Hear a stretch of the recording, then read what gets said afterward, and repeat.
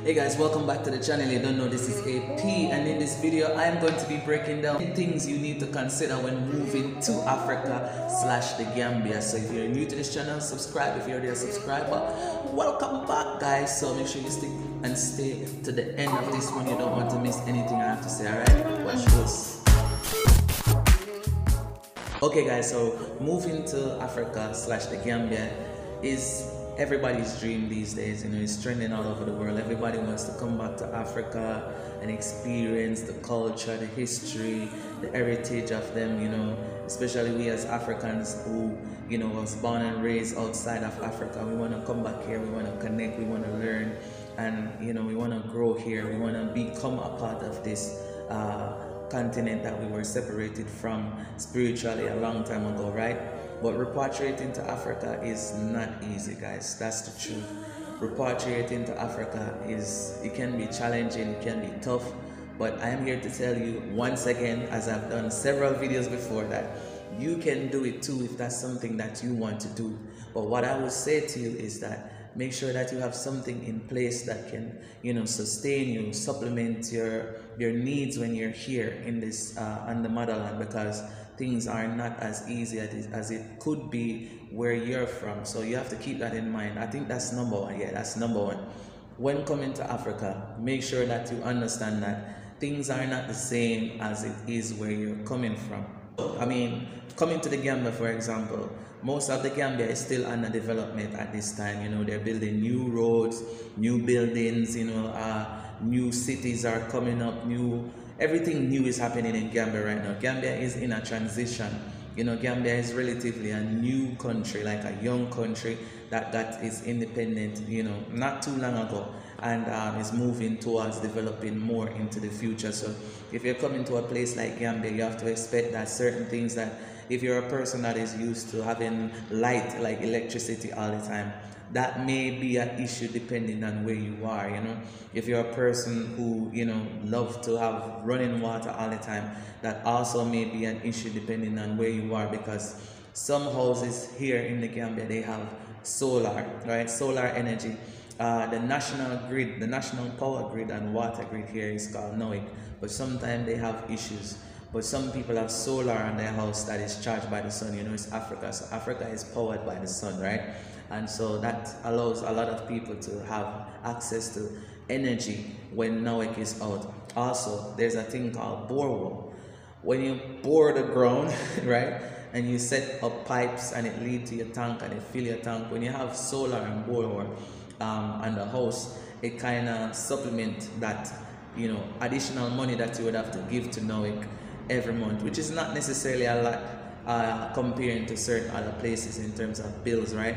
But when you have solar and borehole, you can easily live sustainable off the grid type of vibes. I'm 100% supporting off the grid, because to me that's the best way to live in Africa, off the grid, 100%. So yeah, shout out to Amat. Yeah, alright. If you're coming to the Gambia and you're looking for clean, safe, secure, affordable land to build your house, to do your farming, to do your business, reach out to the Yamoland in the description, and our team will be more than happy to assist you. Okay, these are things that you have to consider when coming to Africa. Also, another thing that you must consider when moving to Africa / the Gambia is drumroll payment system. You have to understand that most banks are not integrated with African banks. It seems there has been some form of issues when it comes to African banks connecting with banks outside of Africa. So getting money into Africa is a problem, you know, because people are doing money laundering and all kind of illegal activities. You know, there's more tighter restriction on Africa when it comes to money transfer and banks. If you watch like several other YouTubers here in the Gambia, or hear from several other people, they will tell you the struggles that they have with getting money here in Gambia or Africa to use. I mean, maybe some other African country kind of it more a little bit smoother, but for here in Gambia it's kind of tough getting access to funds here because of what I just said. You know, some banks have, I don't want to use the word sanctions, but they don't necessarily have a what you call this now, a smooth transition between bank to bank transfer, but there are ways, there are Western Union here, there are MoneyGram here, there are other money transfer agencies here that you can, do money transfer to. These are some of the things that you definitely must consider. And another thing I want you guys to consider for me is giving this video a thumbs up and share it right now if you can, guys. Thank you. It would mean a lot. Jodi Jeff, abaraka. Okay, so back to the next point of what I want to make about coming to Africa, moving to the Gambia. If you're now at your house, you're packing your bags, you're counting down the days, and you're like, yes, I am going to Africa. I want to experience this thing for myself that everybody's talking about, this energy, this vibe that I'm getting to come to Africa. I am coming to Africa, and I want to experience Africa, and I want to have a stress-free experience. These are some of the things that you have to consider. What is your reason for coming to Africa? Why are you coming to Africa? It's so no way, but you have to consider that. Why am I coming to Africa? Is it that you want to come to Africa to connect with your history? Is it that you're coming to Africa to connect with the people? Is it that you're coming to Africa to live in the city, right? These are things that you have to consider. The reason why I'm saying that, I've seen a lot of people repatriate to Africa, and they stay in the city, but they say they want to learn about the culture, and they say they want to learn about the history, but you understand what I'm saying? So you have to understand why you're coming to Africa or coming to Gambia, and then do some research before you come. Find the place that you think you may find the answers that you need. Connect with people there. Most people are on social media these days, You go to some villages and you see people on their phone browsing Facebook. So most people are on social media these days. So try and connect with some people and build relationships so that you can find the perfect place for you to go to experience what you want to experience. Because you don't want to come and go in the city area, and when you go in the city area you have a bad experience, and then you're like, oh my God, I'm not coming back to Africa again, right? So make sure you understand where it is that you want to go and why you want to go there. And another thing to consider is, what kind of food do you want to eat? Are you a vegan? Are you there's so much names these days, I don't even know. What kind of food do you want to eat, right? Based on the type of food that you want to eat, Africans have a certain way of preparing their food. So you don't want to come and you're like, oh yeah, I'm going to enjoy this Gambian food, and you don't understand what they use in it, and if your body is accepting to that and certain things. I've seen where a lot of people have been having issues finding food to eat because they're vegetarian, right? And Gambians, their main dishes like rice with probably benachin, which is chicken, or you may somehow find like beef or they call it sheep, maybe fish, right? But not necessarily a lot of vegetables. So if you're a vegetarian or a vegan, what does that look like for you? Are you gonna go to the market every week and find fresh vegetable? Are the vegetables there for you that you want? These are some of the stuff that you have to consider before you come here. As I said, if moving to Gambia is a thing for you, you have to make sure that you take notes and write these things down so that when you come here, you don't have problems and go back and say, oh my God, Africa is this, Africa is that. Remember also that every single African country have its benefits, have its advantages and its disadvantages. Maybe if you are a city person, maybe you could consider going to Kenya or Rwanda or Tanzania. If you're a beach person, maybe Tanzania, Zanzibar, Gambia have nice beaches as well, but it depends on the lifestyle that you want to live. Most people who, like ourselves, like me and Jodi, when we come here, we came here on a spiritual journey. We follow our ancestors and they led us here, no doubt, you understand? But for some people, they just want to come to Africa to experience, the history, the culture, the people, and find themselves here and connect. And so with that in mind, you have to consider which country is right for me when I'm on that journey. For a spiritual journey, I would say West Africa is definitely the place, because you have a lot of spiritual places in West Africa that you can visit.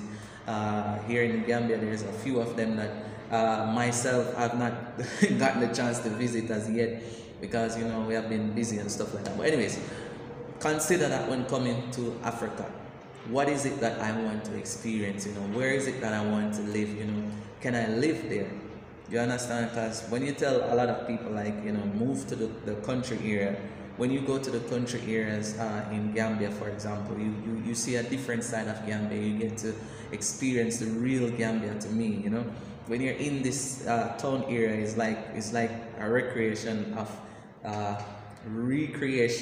what you're used to, meaning, you know, fancy house, nice cars and stuff. But when you come to Africa and you go into the villages, you see people using what they have to live and be sustainable off the grid. Most of these people don't even have electricity. Most of them don't even have, they have like well or star and stuff like that to get water from, but they don't have certain things that we consider the norm, like, you know, we must have these things or else we cannot survive.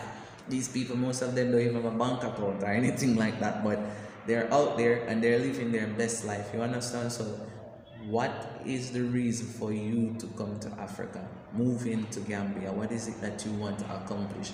If you have these things in mind, then you are on your way. Another thing you want to consider is transportation. I mean, yeah, that's a tricky one. Are you gonna ship your vehicle over, or are you gonna buy something here? These are things that you must think about. Just also consider that if you buy here and you don't know a mechanic here, and you don't have no contacts here, you don't know anything at all, you may buy a car that is faulty. Me personally experienced that. Buy a car here. When I bought the car here, you know, something is wrong with it. It caught fire.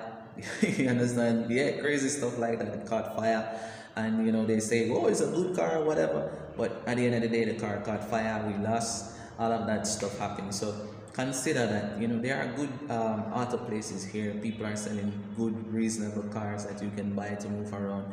Depending on how long you want to stay, maybe you're just visiting to get a feel of what Africa is and you're going to go back to the States or wherever it is that you're traveling from.